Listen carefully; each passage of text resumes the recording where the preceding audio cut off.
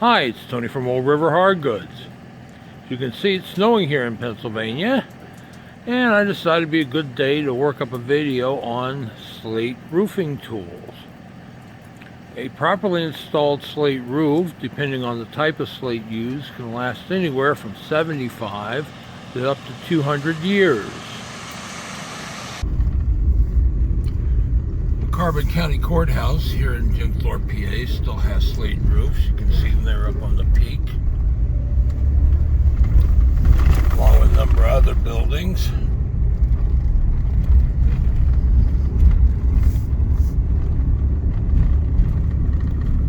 Yeah, there's a better shot of it. So let's go back inside where it's a little warmer and take a look. Well, I'm back here in the shop. My first house, which was built back in the 1860s, had a slate roof on it. Of course, all the early barns around here had slate roofs, but they're turning into a vanishing breed. The picture on the left is a part of an old dairy farm that's no longer operational. It's just down the road from where I live. Picture on the right is a house that I passed by on my travels. That still has its slate roof, but not much else left to it. And just a note that this is a video on slate tools, not how to install a slate roof. There are plenty of those out there. And of course, slate was used for other things as well. Blackboards being one of the most common uses.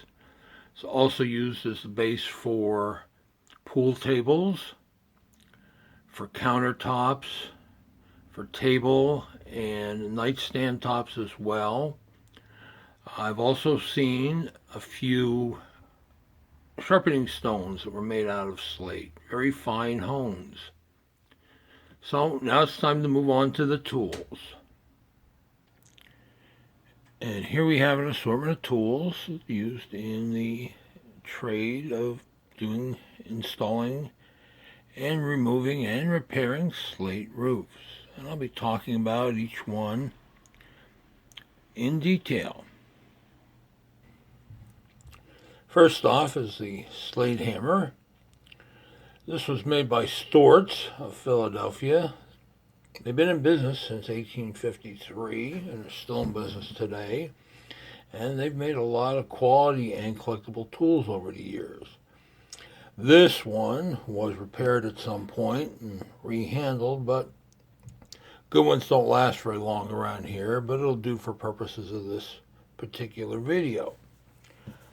If you notice the head, slightly crescent shape, that's pretty much standard with these guys, unless you get a hand-forged one with a straight head, but those aren't too common.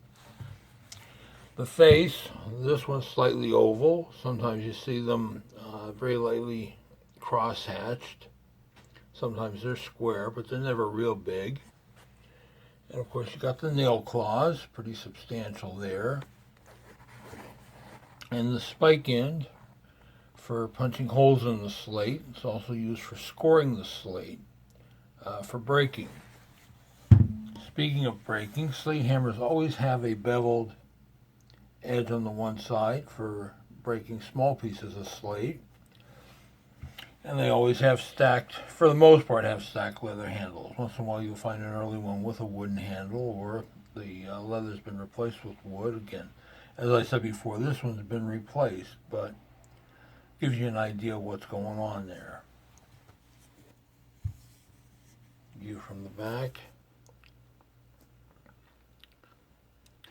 And here are a couple of examples of other slate hammers that I've had.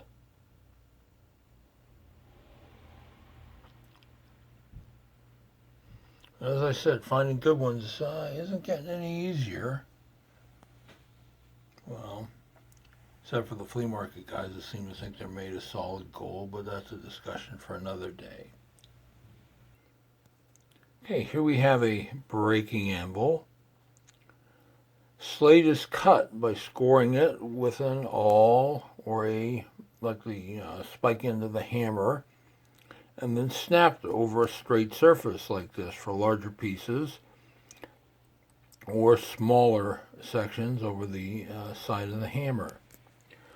A lot of times when you find these guys, they are dinged in the center a bit from being knocked into a piece of wood or post to support it while it's being used.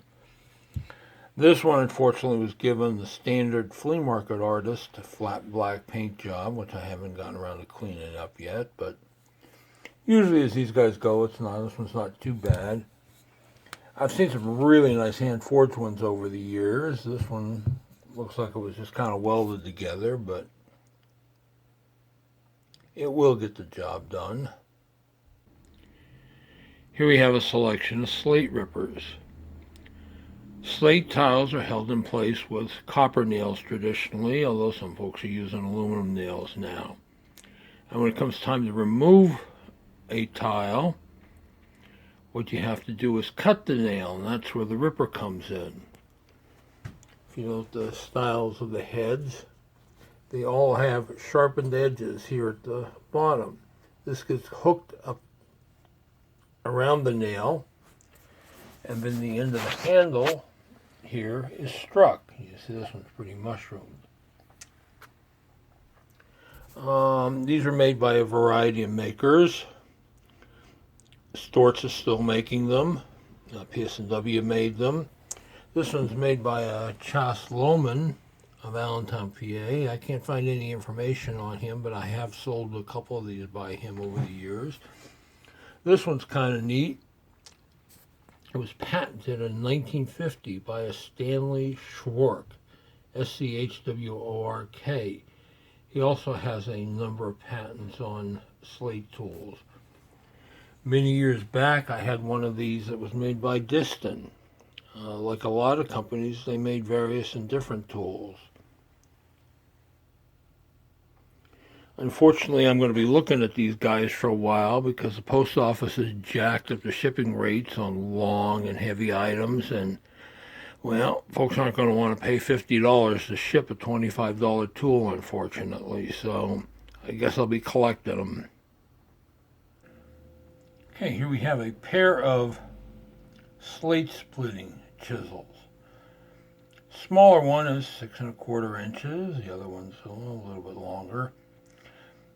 I've had these in sizes up to 30 inches in length, although those are pretty scarce and bring a pretty good penny when you can find them in good shape. The upper one's marked BS Company, probably stands for Bangor Slate Company. Somebody did do a bit of a shiny job on it. Lower one's got a bit more patina and pitting in that. But they still have some new life left in them. These smaller ones are also handy for fossil hunting. I used to sell them years ago as fossil hunting tools. Another slate tool that you find from time to time is the Parson Brothers Slate Cutter. This was patented in 1939 by Henry Lucas Parsons of Penargil, Pennsylvania, which is part of the Pennsylvania Slate Belt. The Parson brothers also operated a really large slate quarry back in the day. And most of them you find have this iron frame. It was either pressure cast or drop forged. Two ways of getting to the same thing. Once in a while you'll find one with I guess they're either bronze or brass frame. Those clean up really nice. These guys are kind of a pain to clean. Most of the guys I know just dust off the rust a little bit and give them a shot of paint. Pretty simple operation. It's hinged here. Here's the cutter area. Now this one's marked for asbestos shingles, and it's got the punch. Rarely do you find an original one of these with a handle that hasn't been wrapped with tape or repaired in some way. That was probably the weakest point of these guys. But they're still being made by Storz. I forget the model number, but 51C or something like that. Something else these tools are good for if you need to do an impromptu vasectomy.